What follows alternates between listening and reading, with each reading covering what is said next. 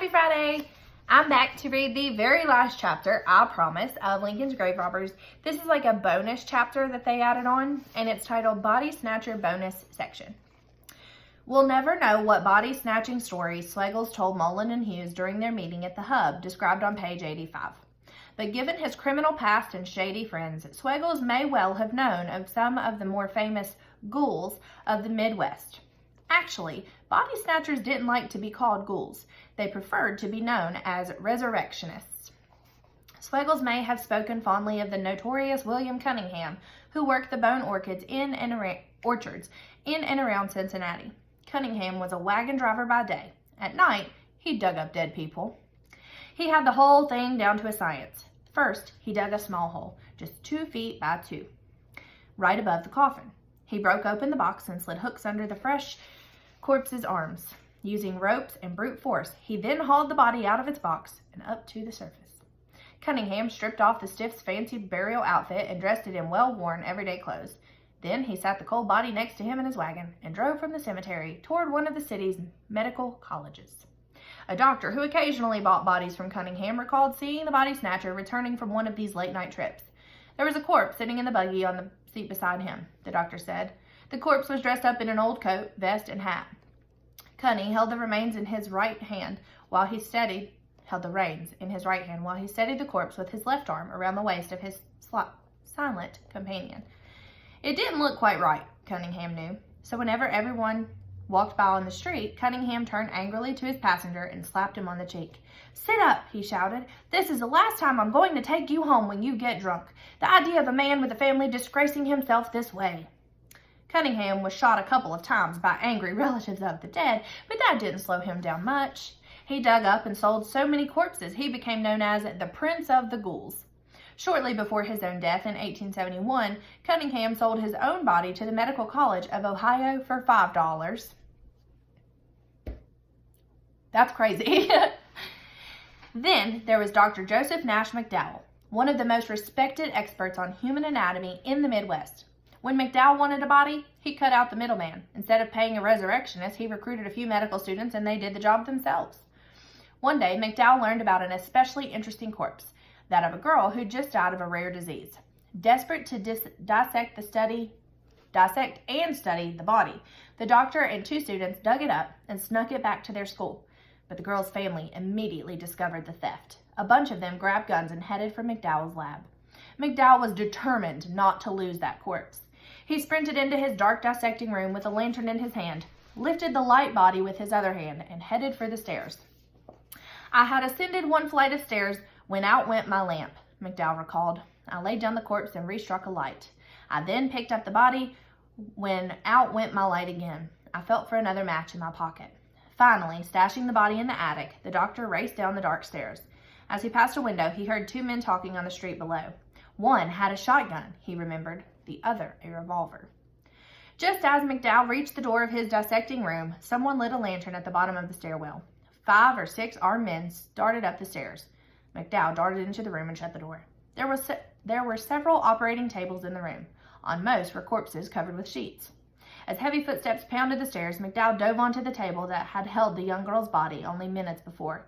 He pulled the sheet over his face and tried not to breathe.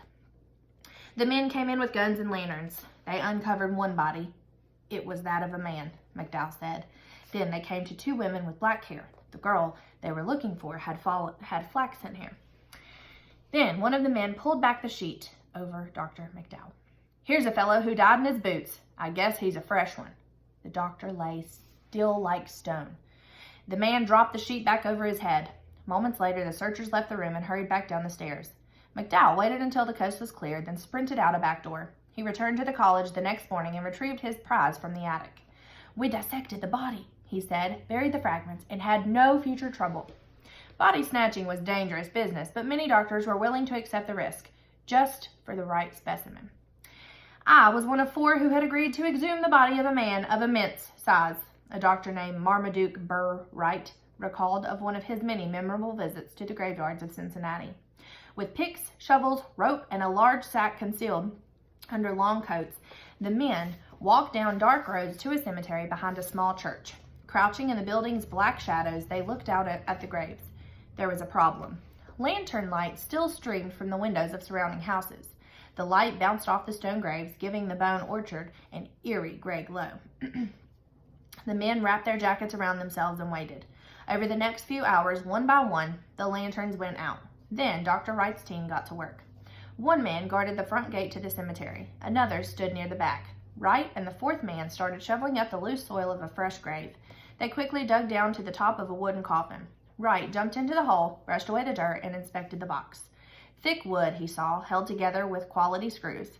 He slid one end of a pick under the lid and started working the handle back with quick jerks. The coffin lid bent and creaked and crack! Wright froze. The sound of snapping wood seemed to bounce like thunder from house to house. Dogs started barking. Lights appeared in windows. Dim figures could be seen in the windows peering out. A very long minute passed. Not a footstep, however, was heard approaching us, Wright remembered. We returned to our labor. The doctor looped a rope around the dead man's chest and climbed out of the hole. He and the others heaved, backing up as they pulled until the big body flopped up onto the grass. Two men slipped a sack over the corpse, while the others gathered up the tools. Then the team hoisted the dead man onto their shoulders and left the cemetery. We had not gone far with our burden, recalled Wright, when as we turned a corner, a man came suddenly upon us. The stranger came toward them, staggering and muttering. He was so drunk he passed by without seeing a thing. A bit farther down the road, Wright and the crew spotted an old wheelbarrow by a shed. They dumped their load into it. The cart's rusty axle groaned and squeaked under the weight, but at least they could move faster. The men hurried toward their lab, where they could hide the body. Every step we took was attended with hazard, Wright said of the trip home. The sky was already lightening to a faint yellow. Smoke began rising from the chimneys of farmhouses along the road. The butcher drove past in his wagon. The group was in sight of their building when a man turned a corner, stopped, and blocked their path. "Doctors, what have you there?" he demanded. Wright and the others let go of the wheelbarrow and stepped back. The man looked over the strangely shaped sack. He opened the top a little and peered in. Confused, he reached in his hand and felt around and touched the cold flesh of a dead human face. The man shuddered, pulled out his hand, raised his arms high in the air, and ran, screaming down the streets of Cincinnati. "We seized this as the only favorable moment of escape," said Wright. Pushing the squeaking wheelbarrow through town, they reached Wright's lab, raced in, and locked the door behind them. Scenes like this continued until the late 1800s, when states began passing laws making it easier for doctors to legally acquire the bodies they needed for their studies. This destroyed the demand for stolen corpses, putting the ghouls out of business. So now we just have, people can donate their body to science. So when you die, your body will be donated to science, and they can, dissect you, give you an autopsy, see how you died, and study things to further our medical treatment and care. But they didn't have that back then. So doctors had to steal bodies in order to study them. So crazy. But I hope you guys enjoyed this book as much as I did. I thought it was really interesting. It was very cool, and a good little peek into something from our own history. So I'll see you guys later. Bye.